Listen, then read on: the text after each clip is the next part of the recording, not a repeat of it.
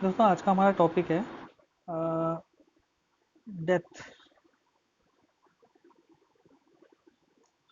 Of partner.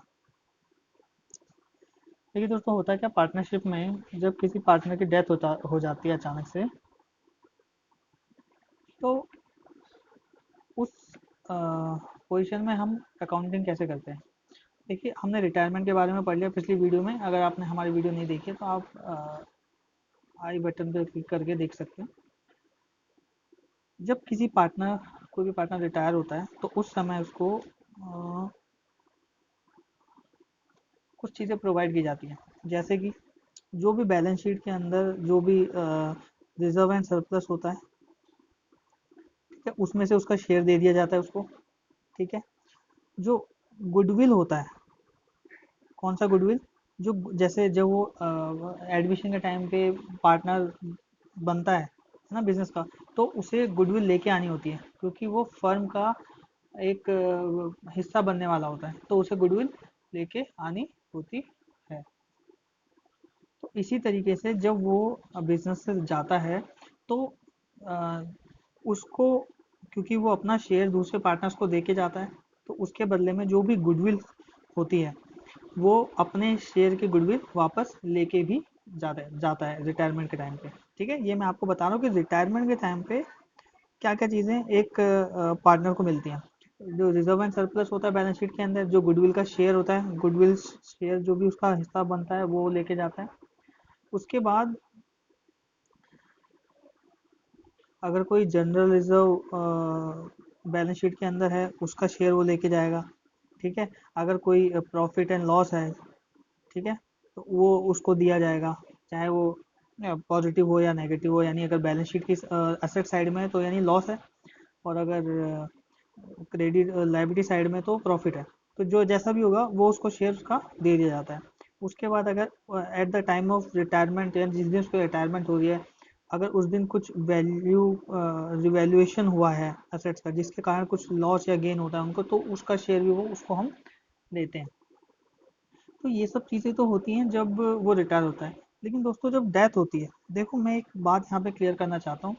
जो retirement होती है ना, वो वो एक प्री डिटरमाइंड,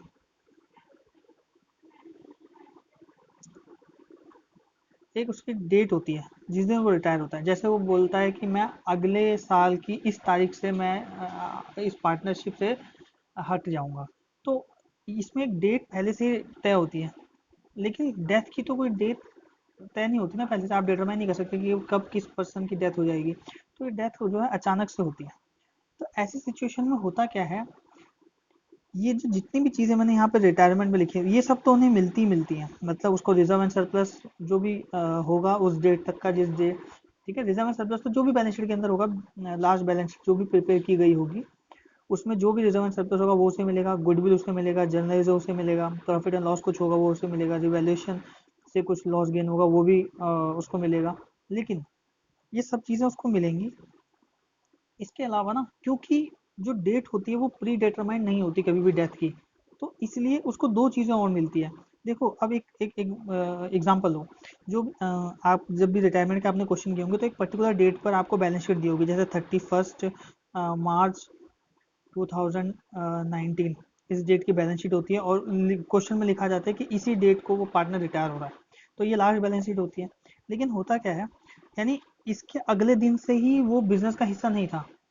लेकिन डेथ के केस में क्या हुआ, आपको बैलेंस शीट तो दी होगी 31 मार्च 2019 की, लेकिन वो 2 महीना और बिजनेस में रहा, 3 महीना और रहा। 3 महीने के बाद मान लिया जाए कोई भी हम एक डेट है ना, 5 जुलाई को उसकी डेथ हो गई। तो दोस्तों, एक बात, मुझे एक बात बताओ, अब इसमें तो डेट फिक्स थी कि ये इसके अगले दिन ही चला जाएगा, तो उस डेट तक का प्रॉफिट लॉस सब उसको जो भी था मिल गया, है ना।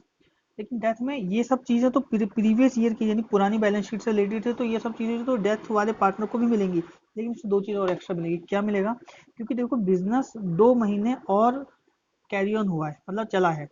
इस 2 महीने में सेल भी हुई होगी, परचेज भी हुई होगी, है ना, सब कुछ हुआ होगा।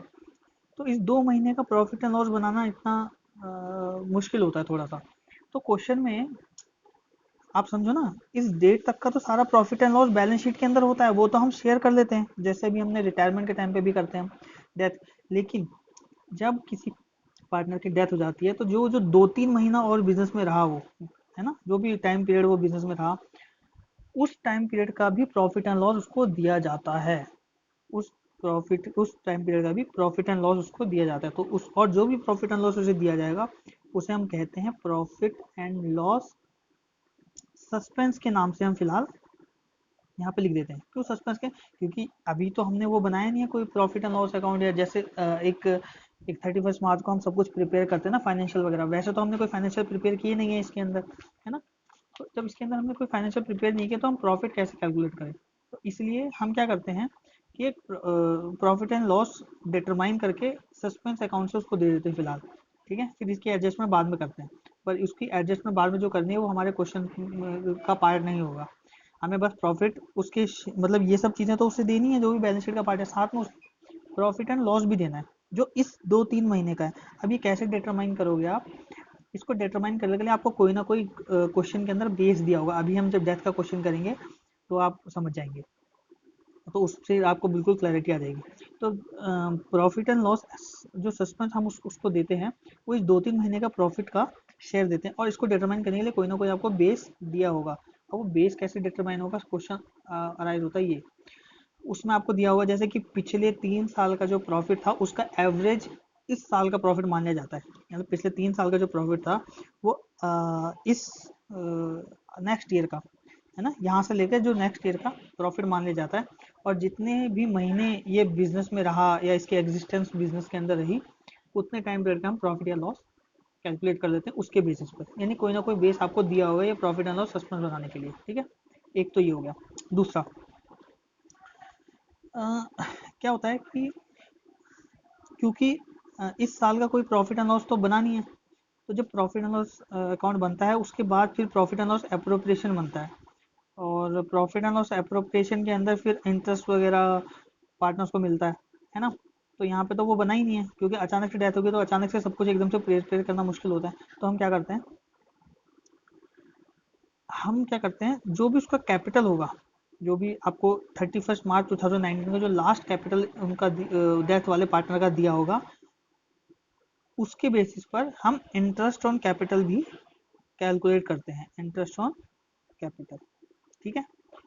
तो ये दो चीज एक्स्ट्रा पार्टनर को मिलती है जब उसकी डेथ हो जाती है। ठीक है, बाकी सब प्रीवियस जैसे भी आप रिटायरमेंट के टाइम पे जो भी चीजें उनको देते हैं वो सब चीजें आप देंगे। ठीक। और अ, इसमें नॉर्मली जो है पार्टनर्स कैपिटल अकाउंट ही बनता है। जब पार्टनर रिटायर होता है तो पार्टनर्स कैपिटल अकाउंट ही बनता है इसके अंदर नॉर्मल, है ना। लेकिन जब पार्टनर की डेथ हो जाती है तो एक उसे डिकीज पार्टनर बोलते हैं। तो एक डिकीज पार्टनर का अकाउंट बनता है। इसके अंदर पार्टनर्स कैपिटल अकाउंट बनता है नॉर्मली, और वहीं पर हम डिसाइड कर लेते हैं कि कितना अमाउंट इसको पे करना है, क्योंकि रिटायर हो चुका जो भी इसका कैपिटल लास्ट में फाइनल बैलेंस बचेगा वो हम इसको दे देते हैं। डिकीज पार्टनर में भी सेम यही होता है।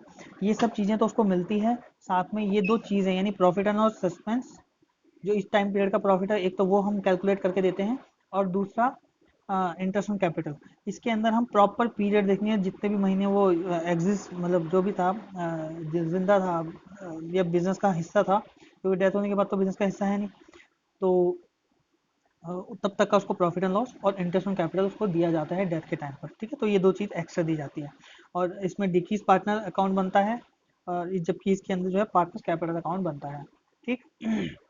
दोस्तों बेसिकली यही मतलब हमारे दो तीन डिफरेंसेस होते हैं जो मैं आपको बता चुका हूँ इस वीडियो के अंदर।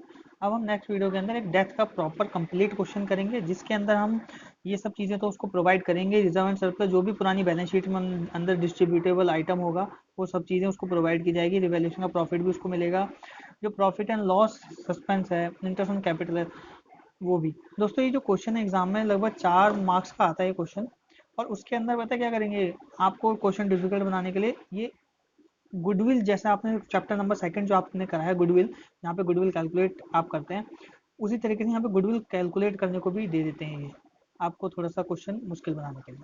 ठीक है। तो चलिए नेक्स्ट वीडियो में मिलते हैं, जिसमें हम आपको प्रॉपर एक क्वेश्चन कराएंगे, जिसमें आपको सभी आइटम्स कैलकुलेट करना कि किस तरीके से हम कैलकुलेट करते हैं और किस तरीके के क्वेश्चन आते हैं, वो हम नेक्स्ट वीडियो में देखेंगे। Thank you.